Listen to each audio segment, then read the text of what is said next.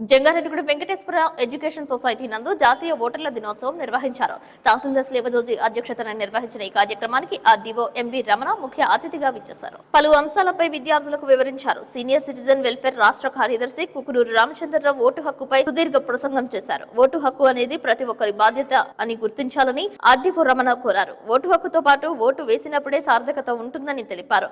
ఎన్నికల సమయంలో తాయిలాలకు అలవాటు పడకూడదని, అభివృద్ధి సంక్షేమం ఎవరు చేస్తారో వారికే ఓటు వేసి ఎన్నుకోవాలని సూచించారు. చాలా మంది పోలింగ్ సమయంలో పోలింగ్ కేంద్రాల వద్దకు వెళ్లి ఓటు వేయడం లేదని, దాని కారణంగా మనమే నష్టపోతామని అభిప్రాయపడ్డారు. ఎన్నికల సమయంలో ప్రతి ఒక్కరూ పారదర్శకత పాటించాలని అన్నారు. క్రమశిక్షణ కలిగి బాధ్యతాయుతమైన వారిని ఎన్నుకోవాలని, తద్వారా వార్డు, గ్రామం, మండలం, జిల్లా, రాష్ట్రం, తద్వారా దేశం కూడా వృద్ధి చెందుతుందని అన్నారు. యువత మీద దేశ భవిష్యత్తు ఆధారపడి ఉందని అన్నారు. భావితరాలకు చక్కటి భవిష్యత్తు ఇవ్వాలంటే ఓటు హక్కు అత్యంత ప్రాధాన్యత కలిగినదిగా భావించాలని అన్నారు. ఈ కార్యక్రమంలో educational society junior college directors K Nageswararao, Singireddy, college సిబ్బంది, విద్యార్థులు, గ్రామ రెవెన్యూ అధికారులు, మండల బూత్ లెవెల్ ఆఫీసర్స్, కార్యాలయ సిబ్బంది, గ్రామ రెవెన్యూ అధికారులు పాల్గొన్నారు. ఎన్నికల సమయంలో తీసుకున్న సరైన నిర్ణయమే మంచి పాలకులను సృష్టించడానికి నాంది పలకవచ్చని తహసీల్దార్ స్లేవజోజి తెలిపారు. జీవితంలో ఎన్నికల సరళిని తక్కువగా అంచనా వేయకూడదని, ఓటు హక్కును ప్రతి ఒక్కరూ సద్వినియోగం చేసుకుని మంచి పాలకులను జాతికి అందించాలని Venkateswara education society director Singireddy తెలిపారు.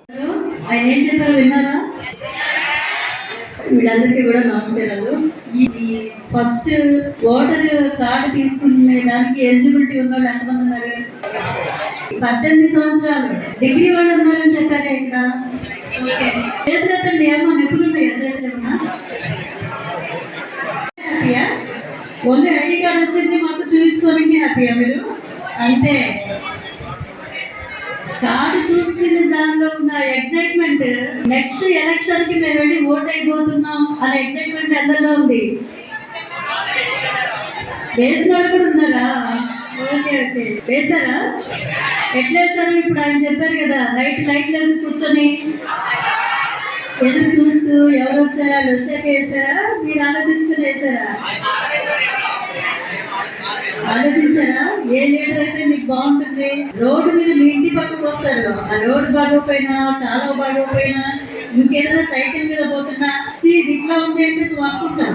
ఈ 5 ఏళ్లలో అనుకునే దాన్ని మార్చేదానికి నీకు గవర్నమెంట్ ఇచ్చిన ఈ ఆయుధం ఇది, ఓటు అనేది. ఆ ఓటు మీరు అందరూ కలెక్టివ్ గా ఆలోచించుకొని వేస్తేనే ఒక మంచి నాయకుడిని ఎన్నుకోగలుగుతారు. దానివల్ల మీ ఊరు బాగుంటది, మీ జిల్లా బాగుంటది, జిల్లా తర్వాత స్టేట్ బాగుంటది, స్టేట్ తర్వాత దేశం బాగుంటది. అది కేవలం ఒక్క ఓటే అని మాత్రం అనుకోకండి. మీలో విజయ్ ఒక సినిమా వచ్చింది, ఎంతమంది చూసారు?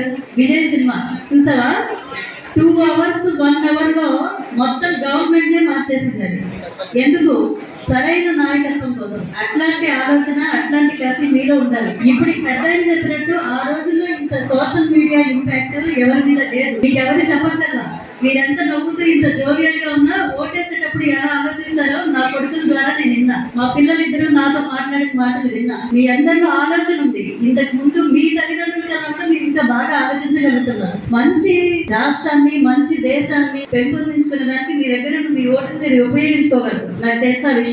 వీటిలో పెద్దలు కూడా మార్చండి. మీ అందరిలో కూడా కరెక్ట్ గా ఎవరిని ఎన్నుకోవాలనే ఆలోచన మీకుంది. బికాజ్ ఆఫ్ ఈ సోషల్ మీడియా కానీ చుట్టూ మీరు అన్ని చూస్తా ఉన్నారు. మొత్తం రాష్ట్రమే కాదు, ప్రపంచమే మీకు అడగముంది. దాన్ని బట్టి మీకు ఎన్నుకునే శక్తి ఉంది. కాబట్టి మీ ఇంట్లో మీ తల్లిదండ్రులకు కూడా అవేర్నెస్ మీ నుంచే రావాలి. మీరు చిన్నపిల్లలని కాదు. రకరకాలుగా ఆయన చెప్తున్నారు. ఒక చిన్న కమ్యూనికేషన్ రావాలంటే వాళ్ళకి ఆ రోజు చాలా ప్రాబ్లం అయ్యేది. అట్లాంటి దానిలో స్టెప్ వైజ్ టెక్నికల్ గా కూడా గవర్నమెంట్ కూడా అన్ని మార్చుకుంటూ వచ్చింది. ఇంతకు ముందు ఎవరు ఓటేశారు, ఏం ఓటేశారు అసలు అదేం తెలియదు. బయటకు వచ్చి కూడా ఓటు చూపించారని ఆయన చెప్తున్నారు. నాకు కూడా కొన్ని తెలియని విషయాలు చెప్పారు. ఇప్పుడు అట్లా లేదు. మీరు పర్ఫెక్ట్ గా ఎవరికి భయపడకుండా మీరు ఏం చేయాలనుకున్నారో అది చేసే అవకాశం మీకు వచ్చింది ఈ టెక్నాలజీ ద్వారా. దాన్ని కరెక్ట్ గా ఉపయోగించుకొని మీరందరూ సరైన నాయకత్వాన్ని ఎన్నుకొని మన దేశాన్ని, మన రాష్ట్రాన్ని, మన ఊరిని ముందు ఈ ఊరి మీద పెట్టండి. మీ కాన్సన్ట్రేషన్ ముందుకు తీసుకెళ్తారని చాలా చెప్పి విన్నారా? పాప ఆయన ఈ వయసులో కూడా మీకు ఒక అరగంట చెప్పారు, స్పీచ్ చెప్పారు కదా.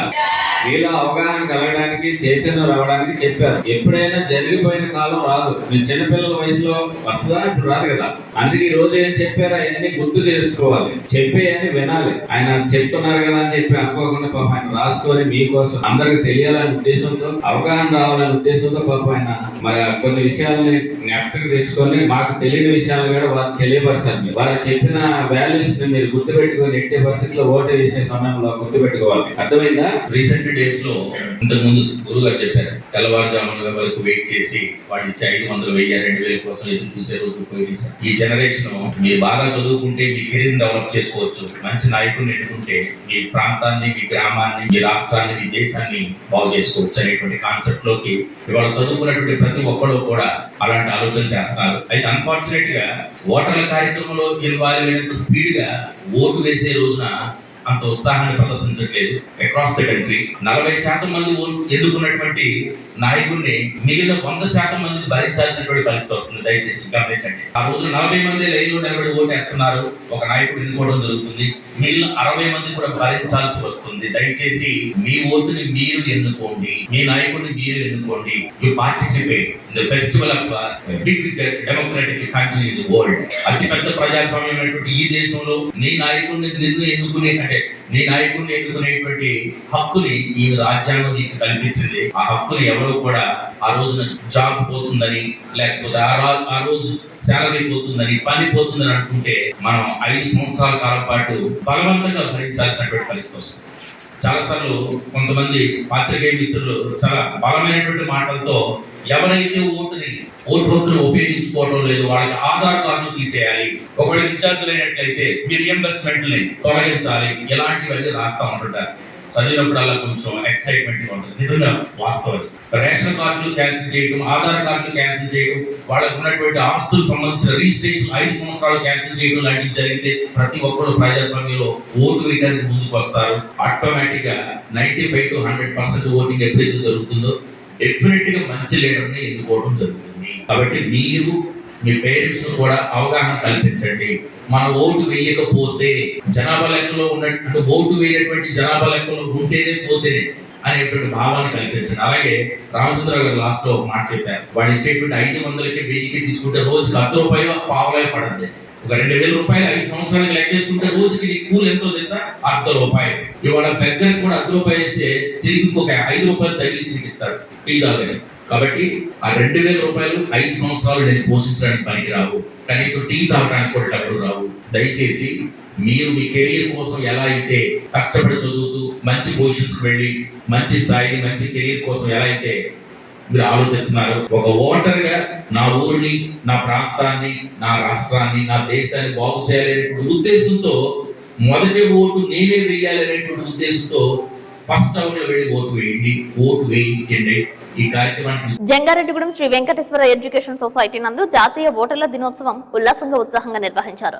జాతీయ ఓటర్ల దినోత్సవం పురస్కరించుకుని వ్యక్తిత్వ వ్యాసరచన పోటీలు నిర్వహించారు. వీటిలో గెలుపొందిన విద్యార్థులకు సర్టిఫికేట్స్ అందజేశారు. ఆర్డీఓ ఎంవి రమణ చేతుల మీదుగా విజేతలకు అందజేశారు. జాతీయ ఓటర్ల దినోత్సవం సందర్భంగా అధికారులు, బిఎల్ఓలుగా వ్యవహరించిన సిబ్బంది ధరించిన టీషర్ట్స్, టీపీలు ఆకర్షించాయి. ఈ సందర్భంగా జాతీయ ఓటర్ల దినోత్సవ ప్రాముఖ్యతను స్టేటస్ లోను, సోషల్ మీడియాలోను పెట్టేందుకు కొంతమంది సెల్ఫీలకు ప్రాధాన్యత ఇచ్చారు. అదేవిధంగా విద్యార్థులతో కలిసి ర్యాలీ చేశారు. ప్లకార్డులను ప్రదర్శించారు. ప్రతి ఒక్కరూ ఓటు హక్కు కలిగి ఉండాలని, ఓటు హక్కును సద్వినియోగం చేసుకోవాలని, పారదర్శకంగా ఉండాలని, ఓటును అమ్ముకోవద్దు అంటూ ప్లకార్డులతో ర్యాలీ చేశారు. అధికార యంత్రాంగం, వెంకటేశ్వర కళాశాల యాజమాన్యం, అధ్యాపకులు, ఉపాధ్యాయులు, విద్యార్థులు కలిసి మానవహారం చేశారు. ఓటు హక్కుపై ప్రతిజ్ఞ చేశారు. ఓటు హక్కును వినియోగించుకోవడం అంటే దేశభక్తిని చాటడమేనని పేర్కొన్నారు. ఎన్నికల సమయంలో తామంతా నగదుకు, కానుకలకు ఆశపడకుండా స్వచ్ఛందంగా ఓటు హక్కును వినియోగించుకుంటామని వాగ్దానం చేశారు. ఈ కార్యక్రమానికి విద్యార్థుల నుంచి మంచి రెస్పాన్స్ రావడంతో వెంకటేశ్వర ఎడ్యుకేషన్ సొసైటీ యాజమాన్యాన్ని ఆర్డీఓ రమణ కొనియాడారు. ఏ పని చెప్పినా విద్యార్థులందరూ క్రమశిక్షణతో చేస్తున్నారని తెలిపారు.